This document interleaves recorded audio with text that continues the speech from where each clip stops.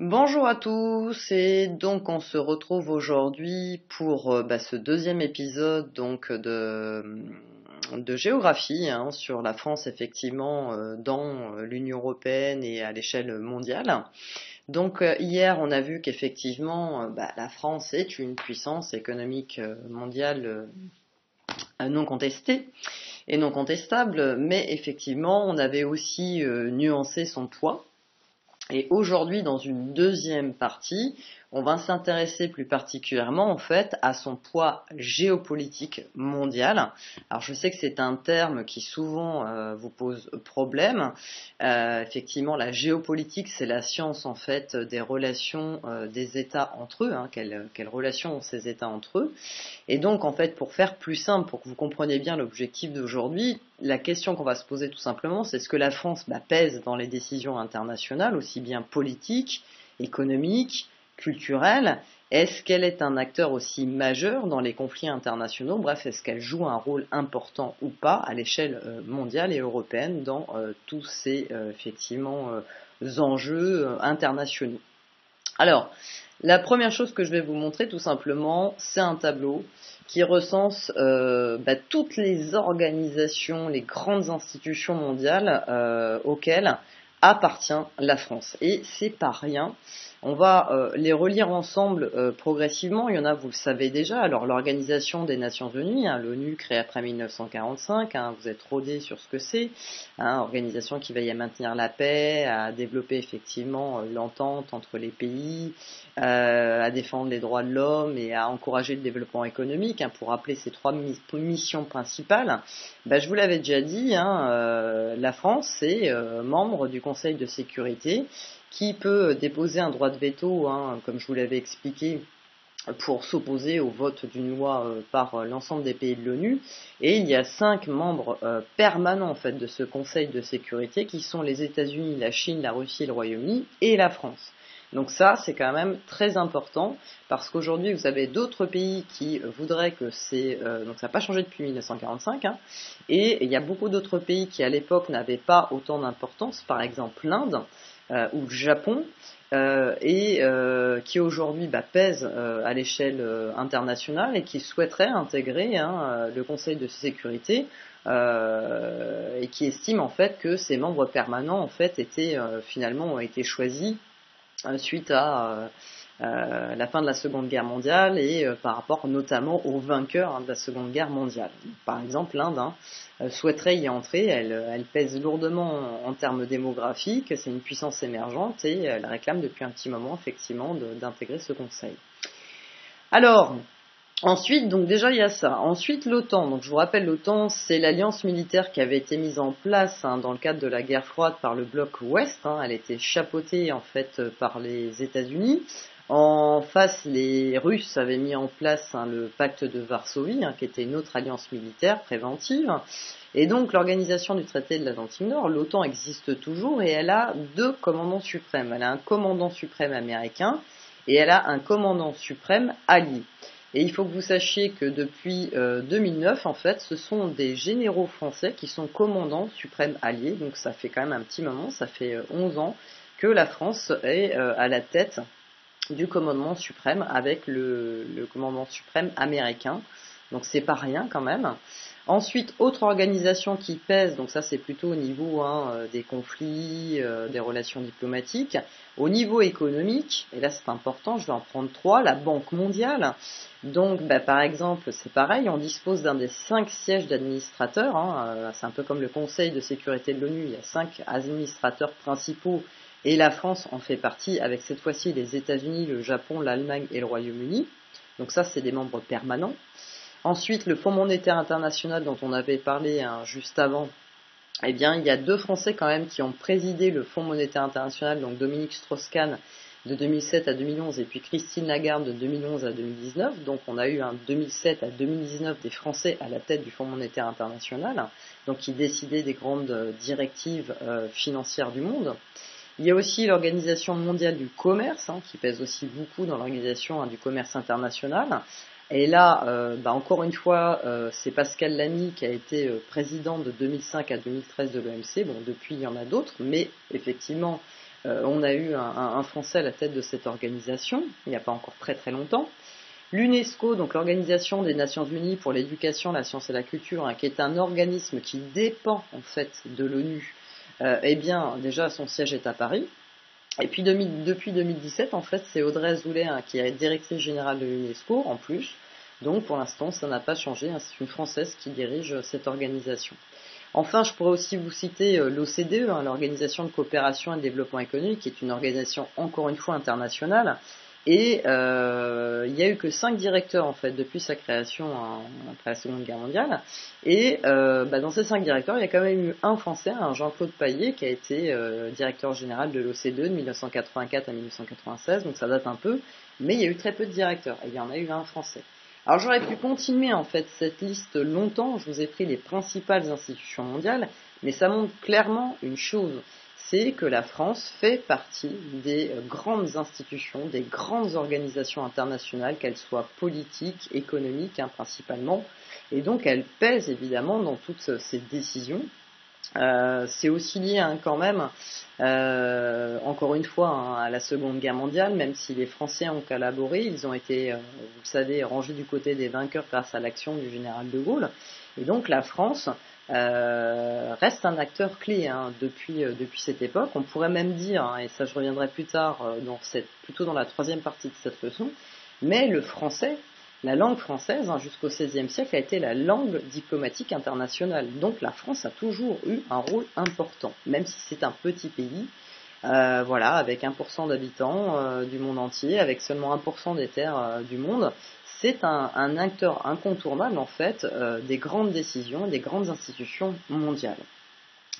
Autre chose que je pourrais vous montrer, c'est au niveau militaire. Alors, dans cette carte, j'essaie de trouver l'une des cartes les plus récentes pour qu'on sache à peu près aujourd'hui, là, en 2020, combien il y a de militaires qui sont déployés dans le monde. Donc aujourd'hui, en fait, vous avez plus de 30 militaires français qui sont engagés à travers le monde. Cette carte elle a l'avantage de vous montrer où ils sont et dans quelle organisation. Donc déjà, vous avez 13 000 militaires qui s'occupent en fait de maintenir la sécurité et l'ordre sur notre territoire, en bleu, et aussi dans les départements et régions d'outre-mer que vous voyez ici, d'accord ? Ensuite, donc là, vous avez le chiffre précis des forces de souveraineté, il y a 7 150 militaires qui sont effectivement dans les Antilles, en Guyane, à La Réunion, en Nouvelle-Calédonie ou en Polynésie française, par exemple. Donc c'est effectivement, déjà, on a presque quand même les 2/3 de nos militaires qui sont engagés sur nos territoires pour maintenir la paix et l'ordre et la sécurité. Et on a ensuite une dizaine, on va dire 10 000 à peu près militaires qui sont déployés dans le monde entier. Et toujours en fait sous, on va dire, des organisations internationales. Par exemple, on a 780 militaires qui sont déployés dans des missions qu'a mis en place l'ONU, par exemple au Liban, au Sahara, au Mali, c'est toutes les petites étoiles bleues. Donc là, ce sont des missions qui ont été votées par des directives de l'ONU. Donc en fait, les Français ont 780 militaires qu'ils payent en fait eux-mêmes pour pouvoir en fait, donc c'est ce qu'on appelle les casques bleus, donc les soldats français casques bleus qui sont effectivement principalement en fait dans cette zone-là de l'Afrique occidentale et de l'Afrique centrale où il y a souvent effectivement des conflits. On a quand même 150, alors c'est pas énorme, militaires qui sont aussi investis sous le drapeau de l'Union européenne en République centrafricaine. Voilà, ça c'est les différentes missions dont je vous parlerai, notamment tout ce qui est pirate. Alors là par exemple, ils luttent contre la piraterie en fait dans l'océan Indien. On a aussi, ils luttent beaucoup aussi contre le développement du terrorisme dans cette bande du Sahel, bande sahélienne, bande saharienne, où il y a beaucoup de micro-organisations terroristes qui sont apparues depuis Al-Qaïda ou qui sont des branches d'Al-Qaïda ou de Daesh. Ils interviennent aussi dans le cadre de l'OTAN où on a 300 militaires, comme je vous le disais tout à l'heure, notamment en Estonie. Et puis ils interviennent aussi, on voit bien, c'est lié en fait à l'histoire française aussi, c'est-à-dire que beaucoup de ces pays étaient d'anciennes colonies françaises, donc en vert vous avez des pays où la France maintient en fait effectivement des troupes militaires en grand nombre, quand même 3700 militaires. Nous avons aussi nos propres opérations militaires que nous avons décidé de mener, souvent encore une fois dans des territoires francophones qui étaient d'anciennes colonies françaises ou qui avaient des liens privilégiés en fait avec la France. Et donc là, il y a un certain nombre d'opérations qui sont menées dans les territoires marrons avec 5500 militaires. Donc vous voyez bien qu'en fait, on a énormément donc, de militaires qui sont déployés à travers le monde. Et ça effectivement, ça pèse considérablement parce que la France est un acteur sur lequel on peut compter militairement pour intervenir, on le voit bien, partout dans le monde. Et pourquoi la France peut intervenir partout dans le monde ? C'est aussi parce qu'elle possède justement ces territoires ultramarins. Donc ça lui permet d'avoir des bases un petit peu partout dans le monde et d'intervenir rapidement avec des moyens modernes et efficaces. Et puis, je vous rappelle que la France aussi est une puissance nucléaire, c'est la seule en Europe, si on enlève l'Angleterre qui n'est plus effectivement dans l'Union européenne. Donc elle a réellement un poids, puisqu'elle fait partie des 9 pays qui possèdent des armes nucléaires. Donc là, effectivement, ça vous permet de vous montrer aussi les bases navales que nous possédons, qui sont surtout des bases de dissuasion, c'est histoire de maintenir la pression si jamais il y avait un conflit, mais ça nous permet vraiment d'intervenir absolument partout. Et dans la plupart des conflits, effectivement, les soldats français sont quand même présents, voire prennent des initiatives. Il y a des opérations, notamment les opérations Barkhane ou au Mali, où la France est intervenue alors qu'à l'époque, personne ne voulait intervenir, effectivement, par rapport à des situations de montée de terrorisme, par exemple. Et la France a souvent aussi perdu un certain nombre de soldats dans ces opérations, donc effectivement, ça compte. Autre chose qui est importante à vous montrer, qui montre à quel point la France aussi continue de jouer un rôle géopolitique, c'est le nombre d'ambassades qu'elle a dans le monde. Alors une ambassade, donc c'est un bâtiment dans lequel qui représente la France, et les ronds que vous avez ici donc vous indiquent la localisation en fait globale en fait de ces ambassades, et vous avez le nombre d'ambassades présentes. Donc nous avons des ambassades françaises absolument dans le monde entier, des consulats également. Donc on est présent absolument partout, et effectivement ça compte aussi. Parce que le rôle des ambassades et des consulats, il est pluriel. À la fois, évidemment, c'est logique. Le but de l'ambassade, c'est de représenter en fait la France, de défendre ses intérêts et de les promouvoir en fait dans tous les domaines, politique, économique, culturel. Donc voilà, l'ambassade représente la France à l'étranger. Faut que vous sachiez aussi que quand vous êtes menacé dans un pays, que vous entrez dans une ambassade française, à partir du moment où vous passez la porte de l'ambassade française, vous êtes sur le territoire français. Donc la loi du pays dans lequel vous êtes ne s'applique plus. C'est vraiment un refuge aussi. Le rôle des ambassades, c'est aussi d'agir toujours dans le monde pour la paix, la sécurité, les droits de l'homme. Elles ont aussi un rôle international, évident. D'organiser aussi la mondialisation pour un développement durable et équilibré.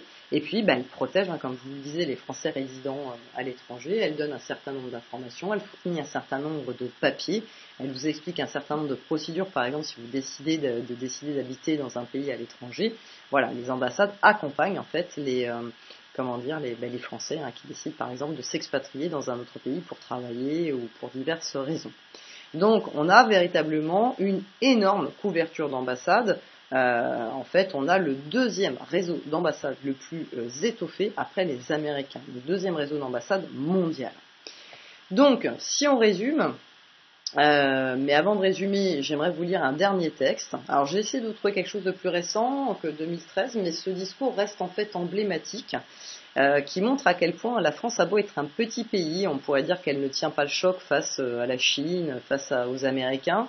Mais dans ce discours de Laurent Fabius, qu'il avait fait donc à l'université de la Sorbonne à Paris, effectivement, en fait, il rappelle des choses qui sont toujours en fait d'actualité et qui rappellent bien en fait que bien que la France ait l'air d'être toute petite, en fait, elle a réellement une puissance d'influence à l'échelle mondiale et elle garde en fait cette influence à l'échelle mondiale. Donc, je vais vous lire. Effectivement, je vais insister sur certains passages. Alors, je sais bien, donc là c'est lui qui parle, je sais bien qu'il est de tradition de déplorer le déclin français, ça veut dire pendant souvent en fait on n'arrête pas de dire chaque année que la France a de moins en moins d'influence à l'échelle mondiale et qu'effectivement elle est de plus en plus concurrencée par des puissances émergentes et que finalement la parole française pèse peu sur la table diplomatique.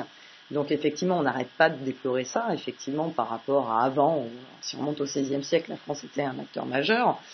Mais il le rappelle très vite aussi, mais je suis aussi frappée du rayonnement international de la France. La France n'est évidemment pas l'égale en puissance de l'Amérique ou de la Chine. C'est clair, on ne peut pas lutter face à ces deux pays, ou alors on ne peut lutter que dans le cadre de l'Union européenne, mais elle peut parfaitement jouer son rôle, et elle le joue, grâce à des atouts dans chacune des différentes dimensions de la puissance, qui permettent à notre pays d'exercer un rôle qui, lorsqu'on l'analyse, est plus important que celui qui se déduirait mécaniquement de notre seul poids économique ou militaire. Pour faire plus simple dans ce passage, ce qu'il est en train de dire, c'est que si évidemment on regarde uniquement les indicateurs économiques ou militaires de la France, bien qu'ils soient notables, je vous l'ai montré militairement, effectivement, on ne peut pas faire le poids face à l'Amérique ou à la Chine. Mais notre influence, en fait, elle dépasse en fait notre poids économique ou militaire. Pourquoi? Il le dit après. Parce qu'elle est polyvalente, parce qu'elle est présente dans les enceintes et les régions qui comptent. Effectivement, on l'a vu par exemple, c'est pas la peine d'avoir des centaines de milliers de soldats. En fait, les soldats français sont présents dans des territoires clés, des endroits importants. Et parce qu'elle peut manœuvrer vite, je pense que la France mérite cette expression de puissance d'influence. Nous sommes un membre permanent du Conseil de sécurité, nous avons des moyens de défense qui sont très importants, que ce soit des moyens conventionnels ou nucléaires. Nous sommes l'un des 3 grands de l'Union européenne, alors maintenant on pourrait dire l'un des 2 grands de l'Union européenne puisqu'il n'y a plus l'Angleterre. Nous appartenons à d'autres cercles restreints où se prennent les grandes décisions en fait qui influent sur le monde, le Conseil de sécurité de l'ONU, le G8, le G20, donc qui sont les organisations des pays les plus riches, le 3+3, je passe, l'OTAN, l'OCDE, ce que je vous ai cité au départ. Sur le plan de la sécurité, la France contribue sans doute plus que tout autre, hormis les États-Unis, à la stabilité du monde, qui constitue l'un des biens publics mondiaux. Et c'est vrai que la France a cette tradition de toujours être un des acteurs clés de la défense des droits de l'homme dans le monde. C'est le pays des droits de l'homme, c'est le pays de la déclaration des droits de l'homme et du citoyen. Donc ça, c'est resté depuis la Révolution française. Ce sont vraiment des valeurs en fait qui ont influencé l'ONU, l'Europe et qui viennent en grande partie de la Révolution française. Songez à l'intervention au Mali, sans laquelle toute l'Afrique occidentale serait aujourd'hui menacée par un régime narco-terroriste. Donc effectivement, à l'époque, l'intervention française avait été contestée, et elle l'est toujours, mais effectivement, en même temps, les Français ont été un peu les premiers à intervenir, à faire quelque chose, et qui vient après d'autres interventions françaises qui ont permis de rétablir la légalité internationale, par exemple en Côte d'Ivoire. Qui serait intervenu sinon la France? Songez aussi à notre participation robuste à l'opération Atalante de l'Union européenne contre la piraterie dans le golfe d'Arabie en mer Rouge, qui assure la liberté de circulation sur les mers. Donc là, je vous en parlais tout à l'heure en vous montrant sur la carte un problème de piraterie. Effectivement, vous avez un certain nombre de bateaux africains qui attaquent des bateaux commerciaux européens et qui prennent l'ensemble de la cargaison. En fait, c'est du piratage moderne, comme à l'époque des pirates, mais aujourd'hui. Et effectivement, il faut assurer la sécurité des bateaux et des lignes commerciales maritimes. Et la France joue un rôle clé aussi dans ce domaine-là, mais cette fois-ci à travers l'Union européenne. Donc on voit bien qu'à travers ce texte, en fait, et c'est cette expression qui est importante, certes la France elle peut pas économiquement et militairement faire contrepoids à l'Amérique et à la Chine, c'est évident. Mais par contre, elle a quand même et toujours aujourd'hui un rôle, une influence à l'échelle mondiale, à travers ses organisations fondamentales, à travers en fait ses interventions militaires partout dans le monde, à travers le fait effectivement qu'elle pèse en fait dans les décisions notamment et dans tout ce qui est aussi négociation sur la paix, où la France est très souvent présente pour essayer d'arriver à une entente diplomatique, à essayer de préserver coûte que coûte la paix. Elle fait partie des principaux pays généralement qui sont présents. Alors, si on doit résumer côté leçon, on va faire plus court pour cette deuxième partie. Donc, grand 2, le poids géopolitique de la France en Europe et dans le monde. On va rappeler ce qu'on vient de voir de manière un peu résumée. Donc la France possède, on peut reprendre le terme de Laurent Fabius, qui est toujours d'actualité, une puissance d'influence en fait au niveau géopolitique. Elle a la capacité d'influencer les décisions internationales. Elle est membre des plus importantes institutions internationales, alors je les répète, le Conseil de sécurité de l'ONU, l'OTAN, la Banque mondiale, l'OCDE, l'UNESCO, le G8, le G20, etc., etc. Au sein de l'Europe, il faut le rappeler, maintenant que les Anglais ont disparu, le couple franco-allemand est le pivot de l'Union européenne dans tous les domaines, politique, économique et culturel. Et vous vous rappelez, quand on a fait l'Union européenne, je vous parlais, c'était le même jour d'ailleurs que Macron et Angela Merkel s'étaient rencontrés, et on avait reparlé effectivement, je vous avais dit, du rapprochement de nouveau du camp franco-allemand qui a été à la base de la construction de l'Union européenne.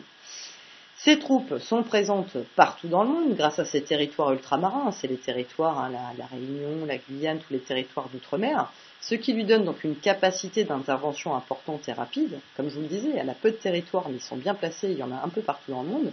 Par l'engagement aussi de ses forces armées, plus de 30 000 soldats français engagés à l'étranger, elle participe ainsi au maintien de la stabilité et de la paix dans le monde et à la défense des droits de l'homme.